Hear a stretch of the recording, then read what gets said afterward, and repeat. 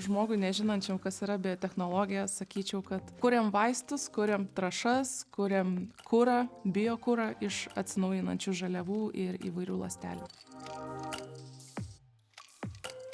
Pramoninė biotechnologija pati iš savęs yra ypatinga, kad yra kuriami įvairūs bioproduktai, visa tai, kas yra naudinga šiuo metu visuomeniai, yra naudojami atsinaujinantis energijos šaltiniai. Manau, kad ši programa iš esmės yra žavi tuo, kad apima ne tik biologinius, bet ir inžinerinius procesus. Po šių studijų alumnas tikrai turės galimybę pajaus, kad tikrai gali dirbti tam tikrose biotechnologinėse įmonėse, ypatingai dėl to, kad šiuo metu yra labai daug naujų augančių įmonių, besikuriančių įmonių. Manau, kad ši programa tikrai atspindėtų pinigus, todėl kad yra labai inovatyvi auganti bioekonomika. Jeigu reikėtų apibūdinti pramoninę biotechnologiją, tai rinkčiausi pinigus.